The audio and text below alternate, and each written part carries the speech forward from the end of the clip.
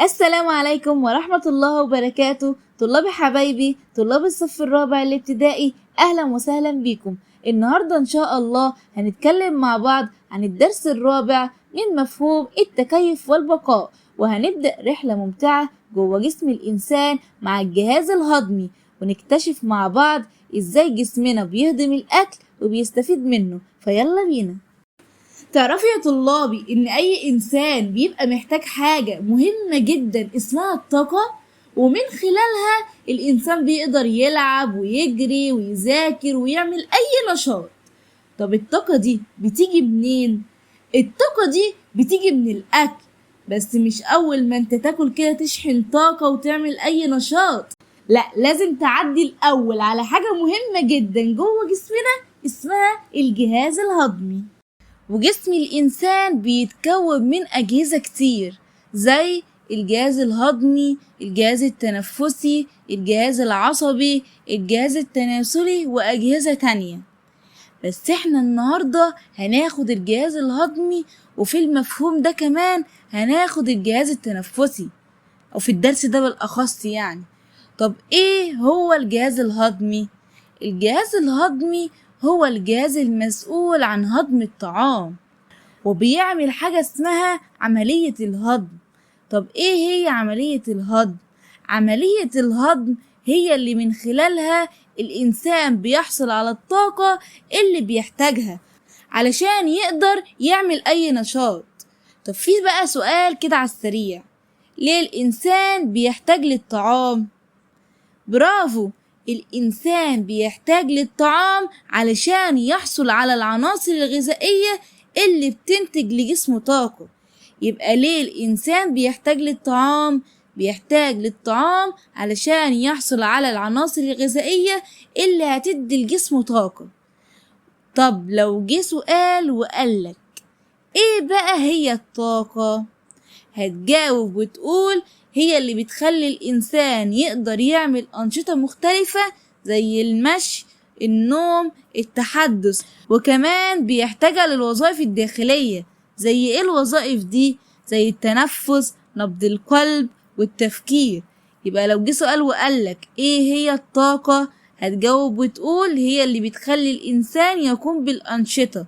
الأنشطة زي ايه؟ زي المشي، النوم، التحدث، وكمان بيحتاجها للوظائف الداخلية زي التنفس ونبض القلب والتفكير. وهنا بقى ناخد بالنا ان الجسم من غير طاقة بيبقى زي التليفون من غير شحن، واقف مش قادر يشتغل. والجهاز الهضمي ده مهم جدا جدا جدا. ليه هو مهم؟ لأن هو السبب اللي بيمدنا بالعناصر الغذائية اللي الجسم بيستفاد منها وبيحصل على الطاقة. طب الجهاز الهضمي ده بيتكون من ايه؟ الجهاز الهضمي بيتكون من مجموعة من الأعضاء، كل عضو ليه وظيفة محددة. فخلونا نمشي كده واحدة واحدة ونعرف ايه هي الأعضاء ووظيفتها في الجهاز الهضمي وازاي بتتم عملية الهضم. وهنبدأ أول حاجة في بداية الجهاز الهضمي وهو الفم. والفم ده أول مسار للأكل، أول كده ما تاكل الأكل بيبقى في الفم. طب الفم بقى بيعمل إيه علشان الأكل يتهضم؟ الفم بيحتوي على أسنان، الأسنان دي بتقطع الطعام، واللسان بيقلب الطعام، واللسان كمان بيفرز اللعاب علشان يسهل البلع ويطحنه. لأن مثلا لو انت اكلت بسكوت ناشف وما شربتش مية انت مش هتقدر تبلع، فعلشان كده اللعاب ده بيسهل البلع. وبعد ما الأكل يطحن ويتقطع ويتفرز عليه اللعاب بيروح فين؟ بيروح للبلعوم. البلعوم ده بيعمل ايه؟ بينقله إلى المريء. يبقى بداية الجهاز الهضمي الفم، بعده البلعوم، البلعوم هيودي الطعام إلى المريء. طب ايه هو بقى وظيفة المريء؟ المريء دوت عبارة عن ايه؟ أنبوب بيوصل الطعام من البلعوم إلى المعدة. طب ازاي؟ عن طريق حركة عضلية اسمها كده الانقباض والانبساط، اكنك كده بتفتح ايدك كده وتقفلها. فالطعام بيتنقل للمعدة بسبب ايه؟ بسبب الحركة العضلية دي. يبقى وظيفة المريء انه بينقل الطعام للمعدة، يبقى الفم بيطحنه ويقطعه، والبلعوم بينقله للمريء، والمريء بيوصله للمعدة. بعد بقى المريء في انتفاخ كده بنسميه المعدة. المعدة دي وظيفتها ايه؟ المعدة ديت بتخلط الطعام مع العصارة الهاضمة، وبيحصل كمان في المعدة هضم جزء، يعني الأكل مش بيتهضم كامل، يعني الأكل مش بيتهضم في المعدة كله، لا، وبعد ساعات الأكل بيتجهز علشان يتنقل للأمعاء، لأن الأمعاء هي اللي هيتم فيها الهضم كله. طيب في كده حاجة كده فوق المعدة من الناحية التانية ورا شوية كده، حاجة اسمها الكبد. ايه هي وظيفة الكبد؟ الكبد ده بيفرز العصارة الصفراوية. طب ايه هي العصارة الصفراوية دي؟ العصارة الصفراوية دي هي اللي بتساعد في هضم الدهون. يعني مثلا لو انت بتاكل حاجة محتوية على الدهون، العصارة الصفراوية دي هي اللي هتهضمها. طب العصارة الصفراوية ديت موجودة فين؟ هي بيبقى فيه كيس كده صغير بيتخزن فيه العصارة الصفراوية اللي طالعة من الكبد. طيب بعد كده في حاجة كده ورا المعدة كده مستخبية اسمها البنكرياس. ايه هو بقى البنكرياس ده او وظيفته ايه؟ البنكرياس دوت بيفرز انزيمات هاضمة. الانزيمات الهاضمة ديت بتكمل عملية الهضم، والبنكرياس برضو بيساعد في عملية الهضم، يعني الهضم لسه برضو ما تمش كاملا. فبعد ما قلنا اللي في المعدة الأكل اتهضم جزئي، قلنا اللي هو بيتجهز ليتنقل للأمعاء. بعد بقى البنكرياس الأمعاء دي بقى المكان الأساسي للهضم الكامل، هو اللي بيتم فيها الهضم كله، فالأكل بيتفتت فيها تماما. وبعد ما الأكل بقى بيتفتت ويتهضم كله، اللي بيحصل العناصر الغذائية المهمة بتدخل في الدم. علشان ايه؟ علشان توصل لكل اجزاء الجسم، فالجسم يقدر يستفيد من العناصر الغذائية ديت علشان يحصل على طاقة. فيبقى كده بعد ما الطعام راح للامعاء الدقيقة دي بقى اللي بيتم فيها عملية الهضم وامتصاص العناصر الغذائية علشان الانسان يحصل على الطاقة اللي تساعده على انه يعمل اي نشاط، يلعب، ينام، يذاكر، يروح المدرسة، أي نشاط. ده كله بسبب الغذاء وبسبب عملية الهضم وبسبب الجهاز الهضمي. هنا بقى أسألكوا سؤال، تفتكروا الجسم بياخد الطاقة منين بعد ما الأكل بيتهضم في الأمعاء كامل؟ الإجابة من العناصر الغذائية اللي اتفتتت في الأمعاء الدقيقة. مش حد يجي يقولي من المعدة، لا، من الأمعاء الدقيقة بعد ما الأكل اتفتت فيها.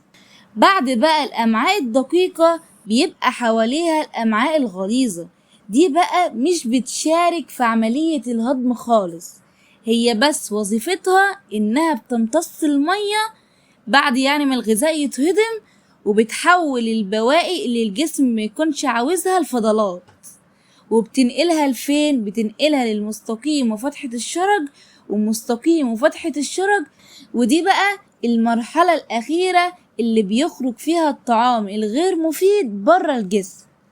طب تعالوا بقى نلخص عملية الهضم كده سريع. الأكل بيدخل الفم، الأسنان بتقطعه، واللعاب بيتفرز من اللسان، واللسان بيقلبه، واللعاب ده علشان يسهل البلع. وبعد كده الأكل بينتقل للبلعوم، والبلعوم بينقله للمريء، والمريء بيوصله للمعدة. وفي المعدة إيه اللي بيحصل؟ في المعدة الهضم بيبقى جزئي مش كلي، وبعد عدة ساعات الأكل كده بيكون جاهز علشان يروح فين؟ يروح للأمعاء الدقيقة. الأمعاء الدقيقة بيحصل فيها إيه؟ الهضم بيبقى هضم كامل، يعني بيتهضم الأكل كله. واللي بيحصل بيمتص العناصر الغذائية، بتمتص العناصر الغذائية وبتوديها للدم، والدم يعمل ايه؟ يوصلها لكل أجزاء الجسم. والبواقي بقى من الغذاء ده بيحصل فيه ايه؟ بيروح للأمعاء الغليظة. الأمعاء الغليظة بتعمل ايه؟ بتمتص منه المية، وبعد ما تمتص منه المية بتكون الفضلات، وبعد كده بتودي الفضلات للمستقيم وفتحة الشرج علشان يخرجوها برا الجسم. طب بقى لو جه سؤال وقالك ما المقصود بعملية الهضم؟ عملية الهضم هي تفتيت الطعام إلى أجزاء صغيرة ليسهل على الجسم امتصاصها والاستفاد منها. ليه؟ للحصول على الطاقة. ما هي عملية الهضم بتحصل ليه؟ علشان الإنسان يحصل على طاقة ويكون بكل أنشطة. طبعا يا طلابي احنا لسه قايلين ان الجهاز الهضمي بيتكون من ايه؟ بيتكون من اعضاء كثيرة، وكل عضو بيبقى ليه وظيفة معينة. فتعالوا بقى ناخدهم كده واحدة واحدة، احنا لسه واخدينهم سريعا، بس تعالوا بقى ناخدهم كده واحدة واحدة وكأننا كده في رحلة. والأعضاء هي المحطات، والرحلة دي بتبدأ منين؟ بتبدأ من الفم وبتنتهي فين؟ عند فتحة الشرج. ونبدأ بأول محطة وهي الفم. وأول ما الأكل بيدخل جسمنا بيدخل على الفم، والفم ده بيحتوي على إيه؟ بيحتوي على الأسنان، والأسنان دي هي اللي بتقطع الطعام وتفتته لحتت صغيرة. والفم بيحتوي برضو على اللسان. طب اللسان ده بيعمل إيه؟ اللسان ده بيقلب الطعام وبيفرز مادة اسمها اللعاب. اللعاب ده بيساعد على إيه؟ بيساعد على دفع الطعام علشان نبلعه، بيسهل من البلع. يبقى اللعاب ده بيخلي الطعام كده طري ويسهل المضغ والبلع.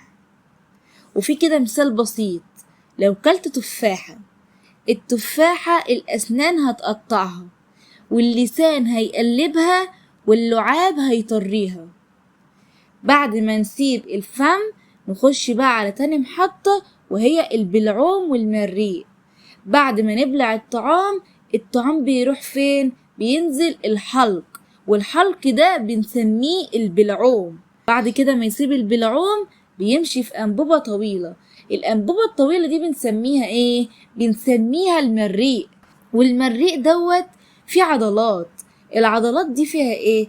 العضلات بتنقبض وبتنبسط، بتعمل حركة عضلية.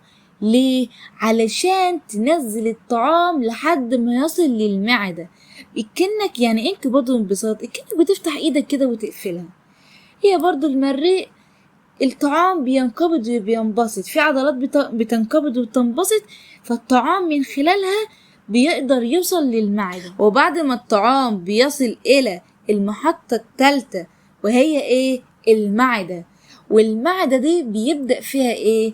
المعدة دي أول ما الطعام بيصل إليها بيتقلب كده مع العصارات الهاضمة اللي بتبقى قوية جدا، وفيها إنزيمات وأحماض. المعدة بتفضل كده تهضم الطعام لحد ما يتحول لعجينة، بيبقى كده شبه سائل. وبعد كده العضلات بتاعت المعدة بتدفع الأكل ناحية ايه؟ ناحية الأمعاء الدقيقة. والأمعاء الدقيقة دي المحطة الرابعة. والأمعاء الدقيقة ديت بتبقى أطول جزء في الجهاز الهضمي. تخيلوا طولها بيصل إلى 6 متر. يعني إيه 6 متر؟ يعني أكن في بيت دورين. والأمعاء الدقيقة ديت هي المكان اللي بيتم فيه الهضم نهائي. الهضم بيتم كامل في الأمعاء الدقيقة. والأمعاء الدقيقة هي اللي مش بتهضم الأكل كله، لا مش هي لوحديها بس، لا المعدة خلصت نصه، والأمعاء الدقيقة هي اللي هتتمه، بس بمساعدة ايه؟ بمساعدة حاجتين، بمساعدة عصارات الكبد والبنكرياس علشان يقدر الجسم يهضم الطعام. وبعد ما الطعام يتهضم كامل، العناصر بقى الغذائية اللي احنا حصلنا عليها من الطعام زي مثلا الفيتامينات والبروتينات اللي بيحصل فيهم بيدخلوا للدم. ليه؟ علشان الجسم يقدر يستفيد، علشان الدم بيوزع لكل أجزاء الجسم، فبالتالي الجسم يقدر يستفيد من العناصر الغذائية دي. وبعد بقى ما الطعام اتهضم في الأمعاء الدقيقة وخدنا منها العناصر الغذائية عشان الجسم يستفيد منها ويحصل على طاقة، هننتقل بقى للمحطة الخامسة. والمحطة الخامسة الأكل اللي بيصل ليها مش كامل، لأ، دي البقايا والفضلات اللي الأمعاء بتبقى بتتخلص منها.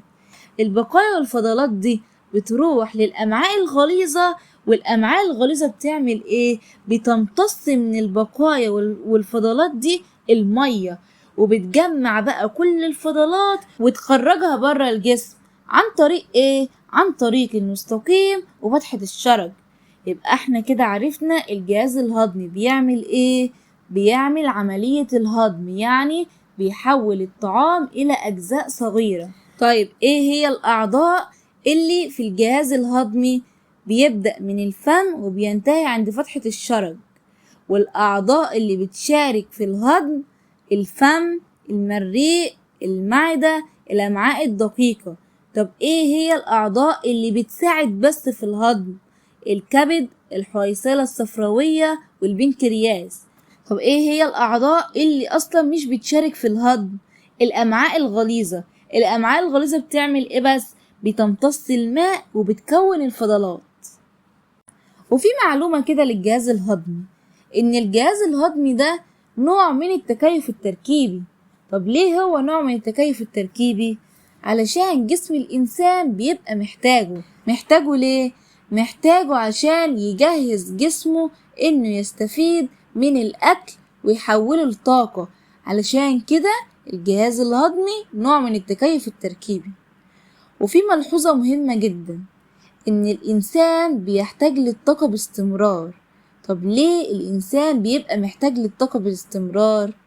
لأن القلب بينبض طول الوقت، وبينبض في اليوم حوالي 100,000 مرة، حتى وهو نايم كمان بينبض. فالقلب بينبض في اليوم حوالي 100,000 مرة.